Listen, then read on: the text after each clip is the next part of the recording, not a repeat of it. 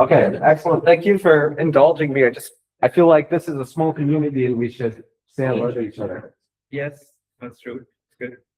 Okay, and we're right on time for you to begin your talk. So, Martin, do you want to do the honors of introducing Stan for the talk? Oh, yes.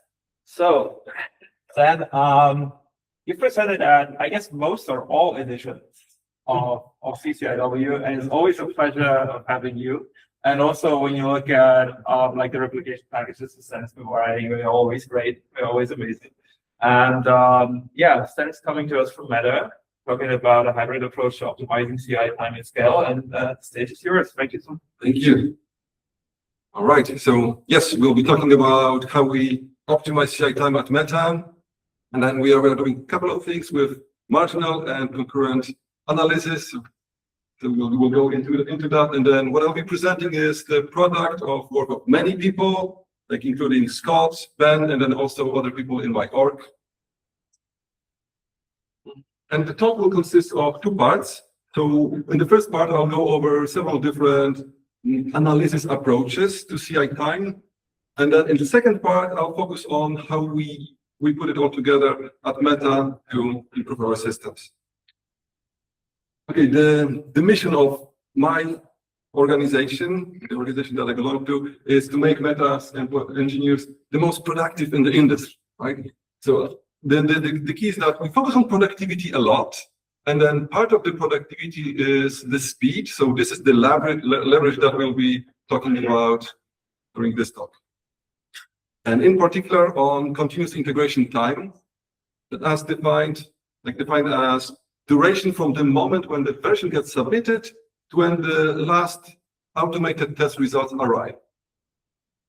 There are of course like other activities in continuous integration and deployment systems, but I'll exclude them. They're outside of the scope. So we'll just focus on this. All right, so CI time is important, and we could believe that it's important, but at Meta, we prefer knowing from believing. So we run many experiments to know things. So what do we know about CI time? We know that it actually improves productivity as measured by diffs per developer per month. So this is one of the ways we measure productivity at Meta. So we know that it helps people like take better actions. We also checked whether how people feel about it with surveys. So we know that while CI time is not the primary driver for speed sentiment, so if you ask people like, hey, are you happy with the speed of the system? They don't care about speed of the system, they care about other things.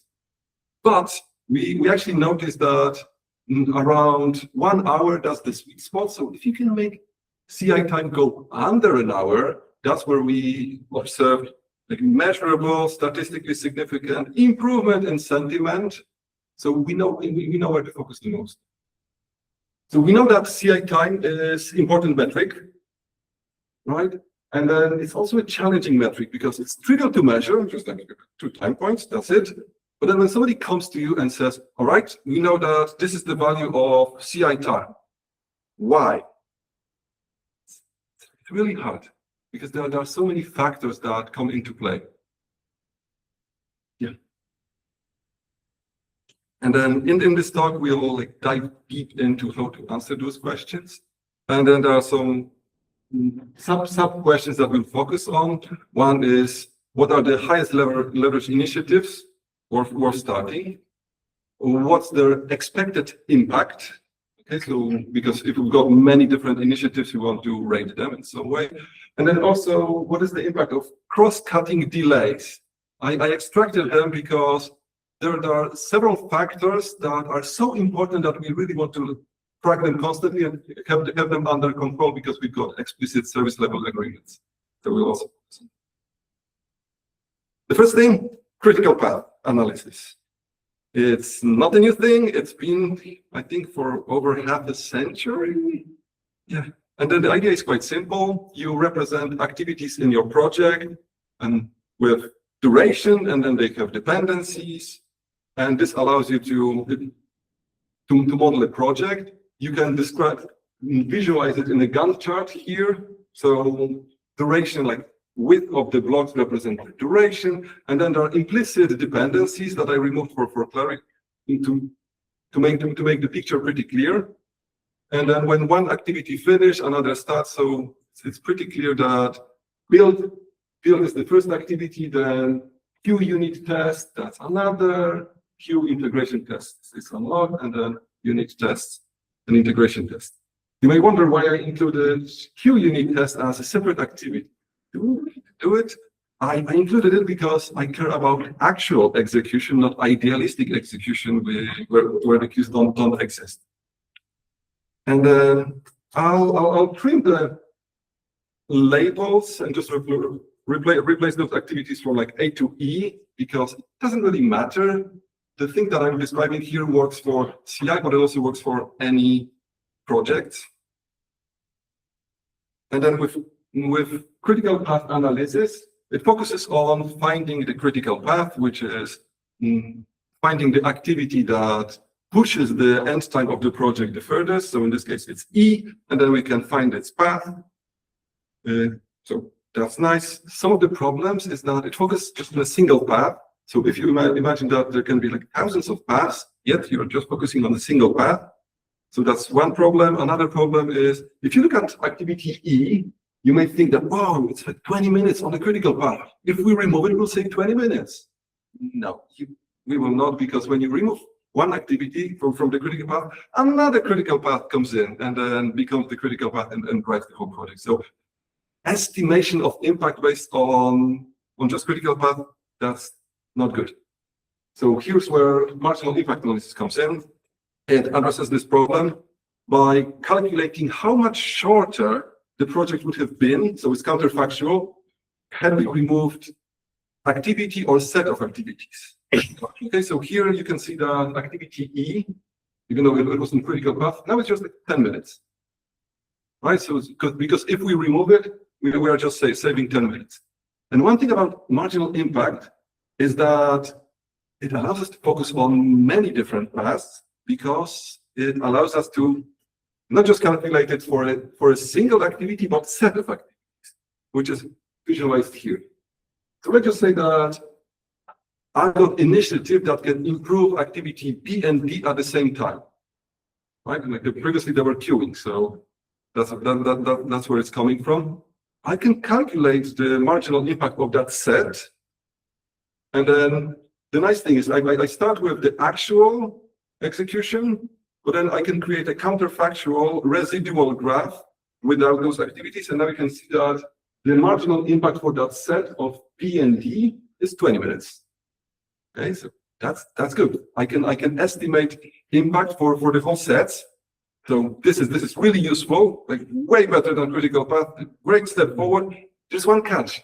You need to define those groups up front. So if you know exactly which groups you want to calculate it for, good for you. If you don't know, it might be challenging. In particular, if you don't apply any grouping, and then there are many parallel branches, the marginal impact will be just 0 for everything, and then you won't learn anything. Okay, so how can we solve it? We can solve it by using concurrent delay analysis. So this is approach that's mostly popular in project management, in like construction projects, and then contract law, and then it's not like half century. That's probably like 10 years or so. And then so it's talk about delays, but we can actually apply it to CI with a nice idea. So let's just say that what's the desired time for like desired value for CI time? It's 0, right? We would like all the tests to finish in 0 seconds, right? And then every execution duration of the test, we can consider it as a delay. And if we do that, we can apply techniques from that construction law, and then instead of attributing, so then we can attribute liability for the end of the project to individual activities. So here is from a different domain, so I'll just briefly break it. Imagine that you're a general contractor. You're responsible for building a family house. Of course, there are some activities that are like sequential, such as putting foundations, putting framing. But then there are some activities that can be done in parallel, such as electrical installation and plumbing. And I would just say that both plumber and electrician incurred some delays. And then as a result, you as a general contractor, you get a penalty for not meeting the project deadline. And you want to distribute your penalty, your liability across plumber and electrician. So this is the answer. Concurrent delay analysis answers how to do it. And then there's one beautiful solution from cooperative game theory, which is Shapley value that ensures like mathematically fair distribution of the liability. So here, if you look at those, the blue blocks, that's the liability that's distributed. So you can see that every single activity got some liability. And I'll talk about some of the properties for this distribution. In one of the papers that I'm referencing, there are several properties for good liability scheme. Right? Most of them talk about like defensibility, what it is to be fair, but there's one that makes it very useful like in practice, which is total liability. It means that when we are distributing duration of the project or the delay, we need to precisely distribute to all activities such that the sum equals the duration of the project. So how does it look? On the top is the chart that we've seen 2 slides before, and then on the bottom I just stacked liability. So we can see that it sums up nicely to 50. And this is actually a big thing, because what it gives us additivity. So this scheme is additive. It has like it's very important, like practical implications are great because it allows you to calculate those scores offline and then allow people to go and explore. So if we don't know which groups are important, we can just allow people to group and put arbitrary grouping and then calculate sum of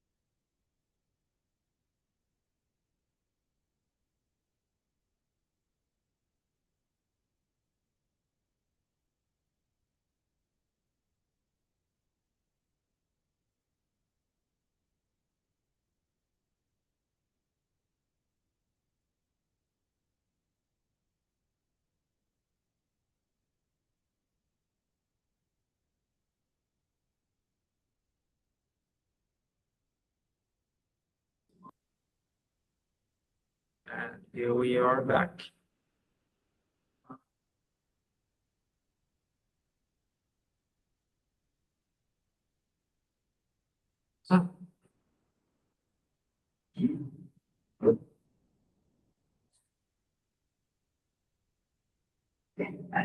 Okay. Oh, this is like share it again.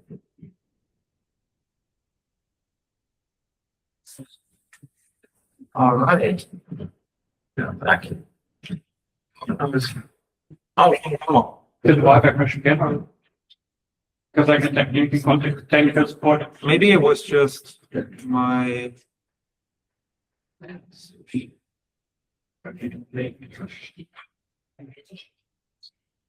Oh, I was completely wrong. I should share. I was like, yeah. So, yeah, here we go. right. this is the formula for Shapley value. So if you want to calculate it for activity, you can just calculate this, and you get a value, and that value has those nice properties. What's interesting about this formula, I'll probably talk about it. First, there's summation over all the possible coalitions of agents. So here we assume that activity forms coalition, and then those coalitions have a reward. So reward as relation to the project. And then if we go over all the possible, enumerate all the possible coalitions of those activities, and then calculate. So on the back, there's like value of the coalition S with activity I minus value of the coalition S. Like this is this is that marginal contribution for activity I in a given coalition, and then we just need to enumerate all of them. We get the value, and then there's one catch: direct algorithm has a complexity of 2 to n. So it works great for problems up to 20 activities, which is sufficient for construction projects, but not for CI. So for CI, I guess that everyone has more complicated graphs than 20 activities. So what we can do about it? We can fall back to Monte Carlo simulation to calculate it efficiently. So here, instead of enumerating all the possible coalitions, we are going over all the permutations of activities and just remove them. And then as we are removing them, the end of the project decreases. So this gives us marginal contribution for that particular coalition, like changing the coalition, and then we can accumulate results. Every color has a different permutation of activities that are dropped. Yeah. I wonder whether we should wait till the end. You can imagine it's just growing. The thing that to pay attention is our nodes B and C. Like there are many coalitions where they don't move the project, so they never end up on the critical path. So that's why they don't get that many values. I've got a different way to explain it. That's more fun. That was created by my friend Scott. So we'll switch from construction projects to Tetris. So let us say, imagine now, everyone probably knows Tetris game, right? So imagine that you want to become competitive Tetris player, right? And then you need to like work on your skills, and you want to recognize, hey, what are Tetris blocks that I'm struggling with, right? So this answers it. So you can build, let us say you played the game and then you failed, and now you want, right, what were the blocks that caused me to fail? And you can do that Monte Carlo simulation as like reverse Tetris. So if I run that simulation, it'll be slowly reliving blocks and then slowly accumulating everything here. All right, you can see that the sum is oscillating around 20% because of rounding errors. But then here you can see that there's like, it's way more complicated than the 5-block example. And then if we run this simulation, we end up on attribution. And then here you can compare it to also other liability models, such as counterfactual, which is the marginal impact, critical path, and uniform. Right? I'll show one thing about that counterfactual marginal impact. So let's just generate a new board that's like wider. Now we can see that, oh, counterfactual marginal impact. It tells you only to focus on those 2 blocks because there are parallel paths that prevent you from calculating the good value for other things. Yet, if you run the simulation, it will still calculate. Okay. And then the values that we get, maybe I'll reverse back to something that's more manageable. New board. That's the 6 is in the sweet spot. Monte Carlo simulation. Oh, and then it's similar to uniform, yet it includes dependencies. So this is one thing that I wanted to highlight. Okay, this is so how we calculate, and now like, drum roll please. We can calculate it with a library that so this library is available on GitHub, and then you can install it through like it's a Python module that you can just install it. It has two solvers. One is Monte Carlo simulation that I just showed. Second is exact Shapley value based on the data structure like CPM3, which decreases the complexity from 2n to m squared. So it's way better. It works for the size of our projects. Definitely try it. And how we use it at Meta. So let's go over all of the different analysis approaches that we went over, and then see how they answer the questions. So critical path analysis, it's just like no, because while it gives you some information, it's the information that you want, because everything is misleading, right? You see that 20 minutes impact, or then no, it's not 20 minutes impact. It's just misleading. We don't use it. Flat out, we don't. Marginal impact analysis. It's great because if you've got initiatives, you can calculate exact impact, and then you can calculate exact impact for cross-cutting factors such as delays. Great. The only thing is that it's hard to identify those high leverage initiatives because of the grouping problem. Concurrent delay analysis, on the other hand, it's great for understanding what are those initiatives, but then it struggles in correctly calculating the expected impact. So let's just OR those two, and that's where the magic happens. So because if we apply OR, suddenly we get yes, which is what we wanted. Okay, how we use it at Meta? We got nightly pipelines that for every finished CI run, we calculate two things. We calculate marginal impact analysis, marginal impact for all the factors that we care about, the factors that we like are predefined and that we are tracking. And we are calculating Shapley values for any exploration work that we want to do. During planning, we use marginal impact to understand, okay, if we put effort, how much can we win? Right? And that's both for identify, for estimating, stacking different initiatives, and then selecting initiatives. For monitoring, we are using marginal impact to understand how the factors that we want to track, such as queuing, actually what is their impact, and then are we violating some SLAs or not? And then, of course, if we violate, we want to know like how much. So with our incidents, we can tell exactly, all right, how many people were delayed by more than 30 minutes, 1 hour, 2 hours. And based on that, we can assign severity to incidents. During investigations, we rely on Shapley value because this allows us to dive in with ad hoc analysis. It's super fast. When somebody comes in to us and say like, hey, why is my CI slow? That's where we start.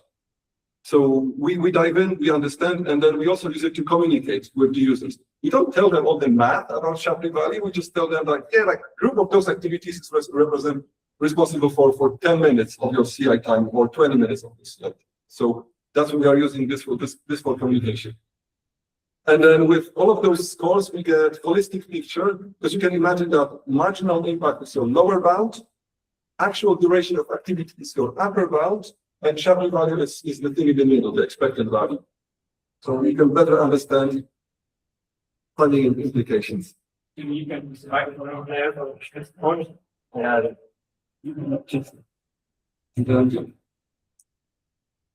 Okay.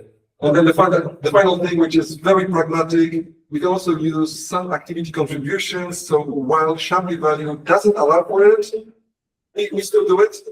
And then we just apply hierarchical models. So first we calculate Shapley values, and then when we go to sub-activity durations, we use uniform. And that has been working pretty well. Okay. So to sum up, we use CI time to understand how good we are, what's the peak of CI system. We use marginal impact analysis together with concurrent delay analysis to understand like what's contributing to that CI time. And then we can calculate it using algorithm that's encoded in the shop CPN, which is open source, so that everyone can go back from the conference, use it, optimize your system, get promo, and then buy new tickets.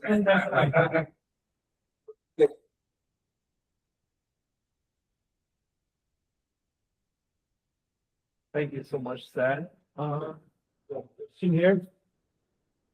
Let me see if I can. Oh, this is open. Oh, this is state. Oh, great. Person's already. Yeah, okay, I'm not gonna worry about it. Okay, so Stan had a great talk, I loved it. And I felt like, is Stan actually Tim? Is Tim Stan, like, or this weird, like, Black Mirror image across Google and Facebook? So I love it, because I presented many graphs that looked like those to this last year, as well. And we use slightly different way of thinking about it. So we compute something called drag, which is, and we do this for like basal builds. And so it's very nice for basal builds because you know exactly which actions cause which other actions. We have a full graph of all the actions. Things that I have been struggling about is when you take a much larger view, like higher level, like above the CI, and you're looking at like larger business process, then you don't have clear dependencies between your time spans. You can measure how long things take, but sometimes you don't know because the tracing isn't very good, at least in our systems, like why one thing happened and what was blocking it, what was the trigger. A lot of people still use schedules rather than event triggers for different things. People still sometimes use human process, and it's sometimes not clear when that happens. And I was wondering if you have run into similar things and how you are applying the methods that you were talking about in those cases. Yeah, so it is problematic. Some of the activities, because the biggest problem is that like there are some areas where you've got like clear dependencies, clear graph, and then some where you have execution, and then if you look at those activities, their actual execution, if you simulated it, it should be completely different, right? Because there are some dependencies that haven't been correctly included. So one thing that we've been doing to make the graph that we are working with more complete is go after and try to understand those dependencies and then see how they are, how we can include them in the graph. And then the way we can hunt for those discrepancies is look at dependencies that we've got and then try to simulate and then see whether we are getting something similar. Because other than like there's natural queuing, right? But then we can see that okay, the thing was created, it was sitting in the queue, so we can create activity for it. But then if the thing wasn't sitting in the queue, right? So like was just created out of the blue, what created it? When created? What are the conditions? And then I would say that the success is mixed. The success is mixed because also we don't want to spend too much time chasing all the different ways people implicitly define dependencies in CI. So I cannot do that. Yeah, like we solved this problem. No, we didn't solve this problem. Like to fully solve this problem, it would take too much effort. We solved it to a problem to the point where it's practical. Can I ask a follow-up, maybe more technical, which is on the Monte Carlo simulation, just to make sure I understand what you're doing for that. Are you like, so you have like, CI task, X, and when you do the simulation, do you replace X with different observed values for how long it takes? And that's why you get different results each time we run the simulation. So you get different timings in there each time, like, because you have like hundreds of these recordings of this workflow running. So you have many different task times for each like span. Mm-hmm. So in the Monte Carlo simulation, imagine that you've got like entire graph of tasks. You create, so first you can create an arbitrary sort order. sort those tasks. Then you shuffle them, like to create arbitrary permutation, and you go like one by one, and then you set that duration to 0. You propagate it through the graph to find the end time of the project. Okay. So for every activity, I'm setting it to 0, and then the next one, setting it to 0, and then shifting. That's why I think that the best way to describe it is that Tetris analogy, because you're like just like removing blocks from Tetris, and then everything falls down. And then you measure it, and then you remove another block, everything falls down. And then when something falls down on the top, that's your marginal gain for that iteration of the Monte Carlo simulation. Okay, so I get it. So the first time I didn't understand it. I didn't understand your Tetris thing. It looked really cool. I didn't quite understand what was going on the slide. Sorry, but I get the idea now. So that's why. And you only remove one. You only set one span duration to 0 per run, per Monte Carlo simulation run. Okay. I can also do it with steps. So I remove this one, and then if it dropped, actually let me just reset. So step, drop, up. This block up. Step, up. It's and then just sequential. And then only when something drops, we record marginal contribution.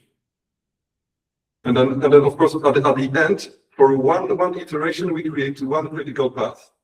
That's also important. So the reason why we are doing Monte Carlo, because in one iteration you explore one critical path. And then because you run many of those iterations, you discover many. You go over many possible critical paths. Yeah. Do you use the like the dependence graph is sort of like a Markov chain that is like showing your transitions between your different spans, and I think there's this Monte Carlo sampling approach called Metropolis Hastings that helps, I think, do these simulations more accurately, because with the shape of your graph, you'll like tend to like focus on certain areas but not on other areas when you do the removals.